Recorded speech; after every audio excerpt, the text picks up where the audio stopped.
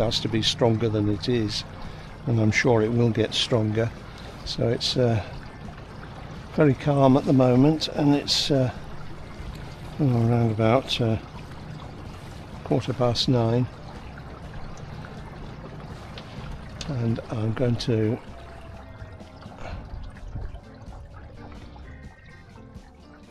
stop the motor now because I've just seen a fish rise.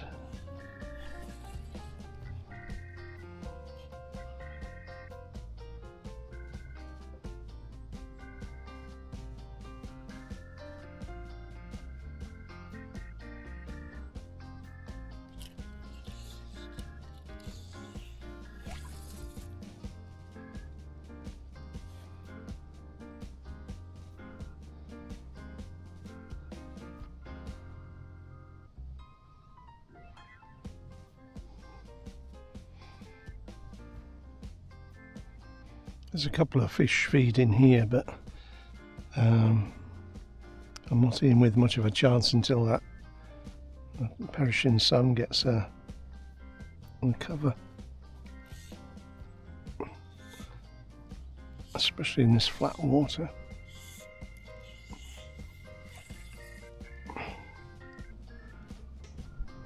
Well, this day's fishing started off looking extremely promising.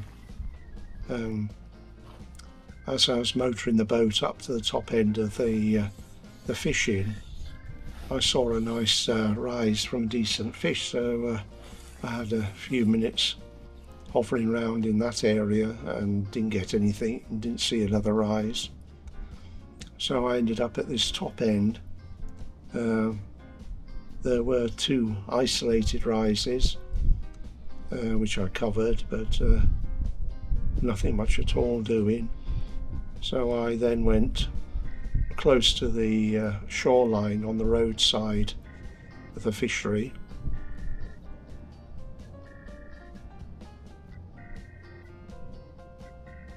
and plugged away around there, went up and down to a few bits in the past where I've seen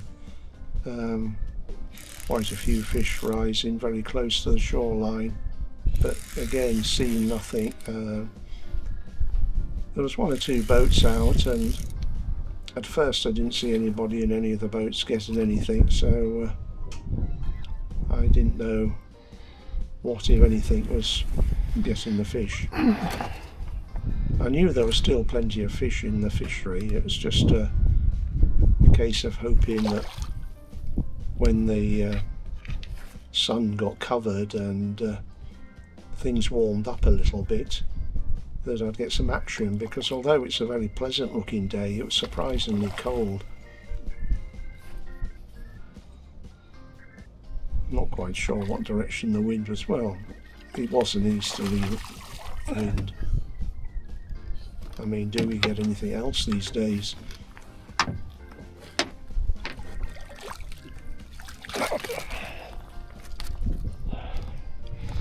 Yeah. So there we've got a nice lively little fish.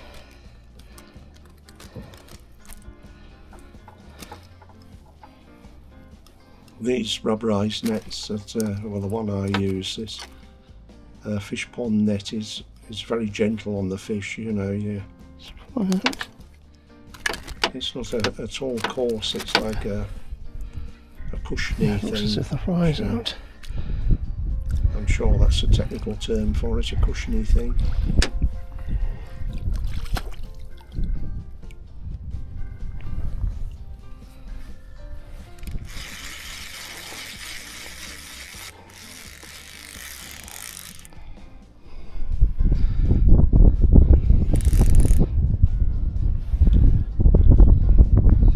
We have no idea how many fish I've missed just to get this a chance at this little one.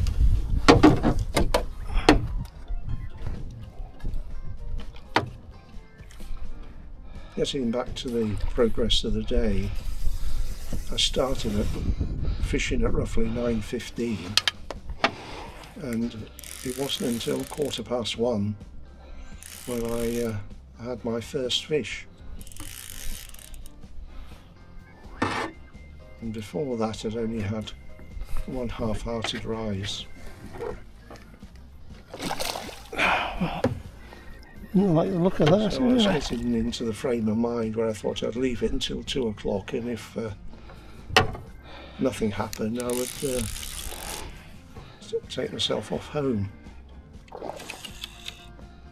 Avoid all the traffic of people picking up the school kids. But as it happened, there was a spattering of rises, and if I got fairly close to something rising, I was going to get a bit of interest.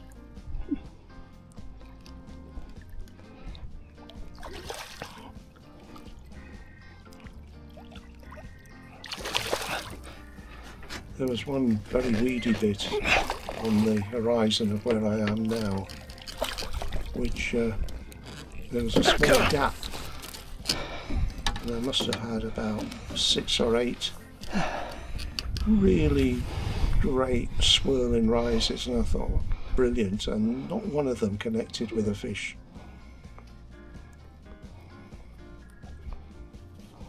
As I said before, it's extraordinary sometimes, even with barbless hooks, how strong a hold they can get. Caught on a simplified daddy.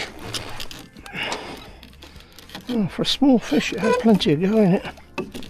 Oh, that's it.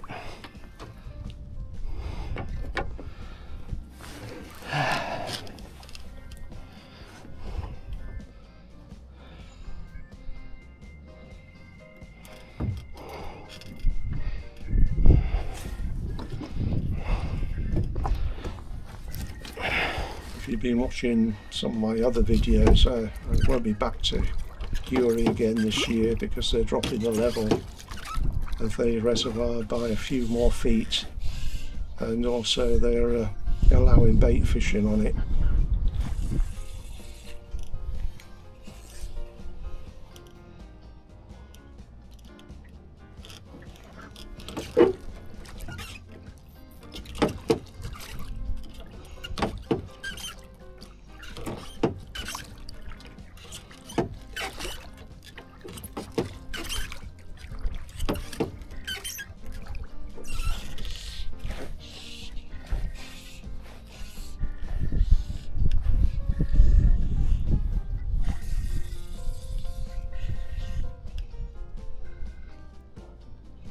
I'm drifting close to that narrow section between the weeds where I had a load of chances.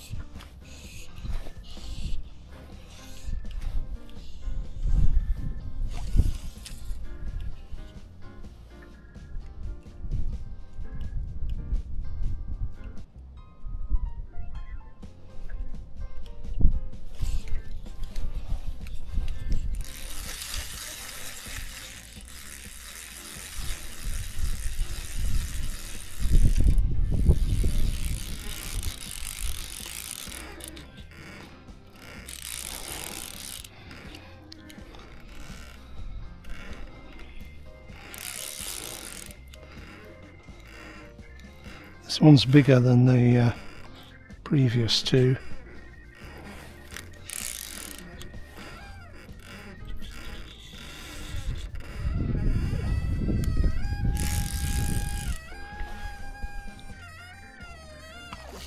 To me, this is the cream of the sport, being able to get a fish to take your floating fly, see the take, and I that think magic when you no, make it isn't really contact. that much bigger.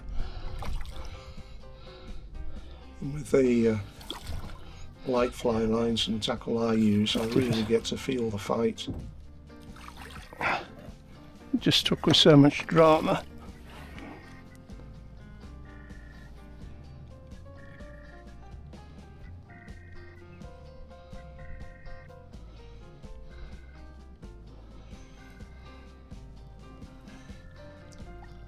There's a deep area in Sweet Hope where people do quite well with fairly fast sinking fly lines and decent sized lures. You know, you can get some really sizable baskets.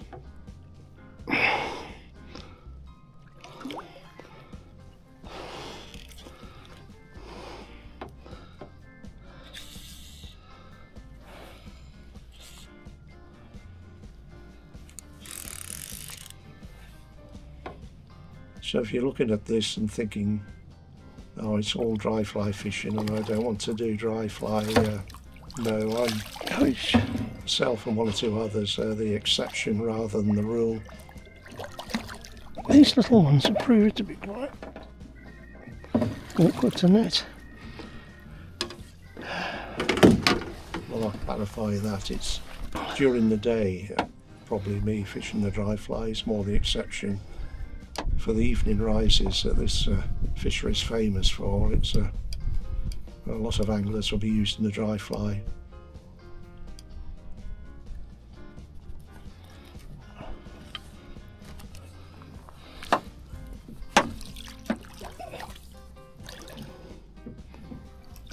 Oh. That's it. Sheesh.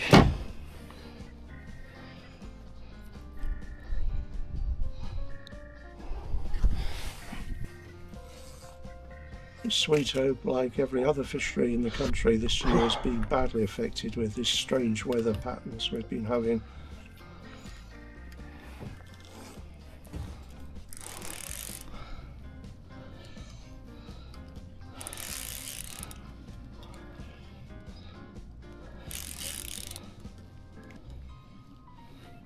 By the way, most of the fish I've been most of the takes I've had have been on a sort of simplified daddy pattern, which I'll demonstrate on a fly tying video in a week or so, together with another couple of daddies that I find work quite well for me. Well, this one's on the Zulu, not the Zulu, blue Zulu. They're not hard to tie, and I tie them in a way that makes them a lot more durable than a lot of commercially bought flies.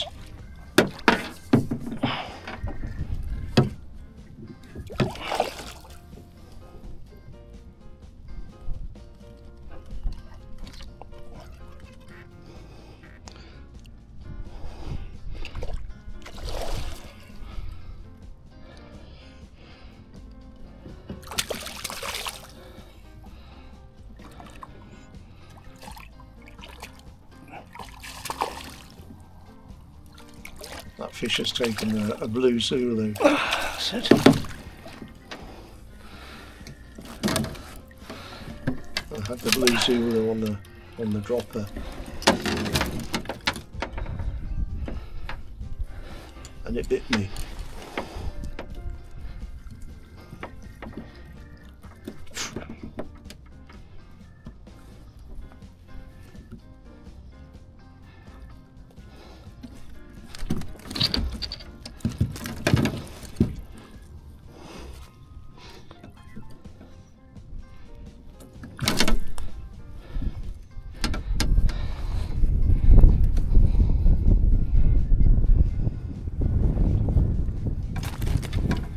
Oh goodness.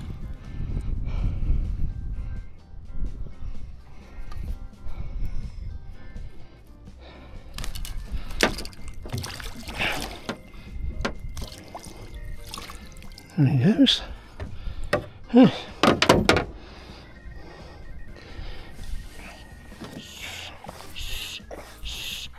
Yeah, last fish of the day. It's nice to see a jumper.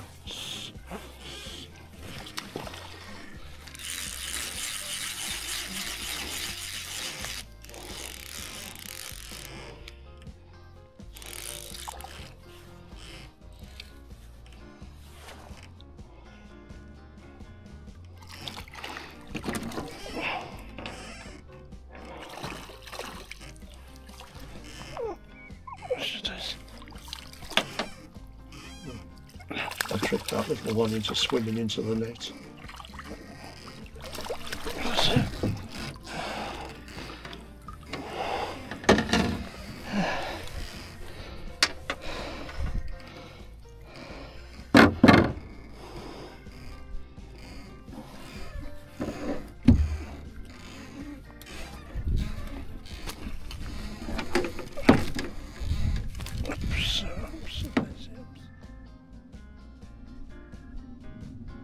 I'm wrapping up the day's fishing now, so I'm working my way back along the shoreline, stopping off at one or two points where I've caught fish in the past. I don't know, it's a thing with angling, no matter how many fish you've caught, it's never quite enough, is it?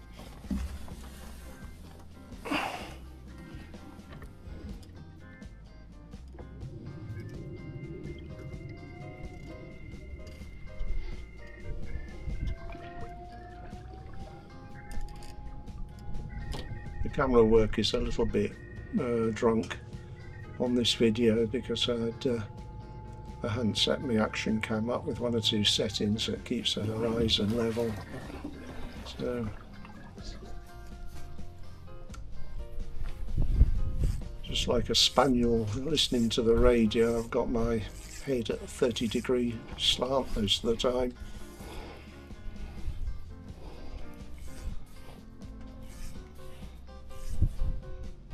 Still, I hope you've enjoyed the video, and please keep subscribing and liking, and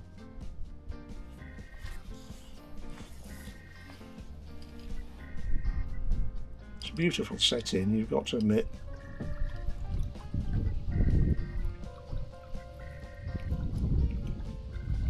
Anyway, bye for now. Thanks for watching. Bye.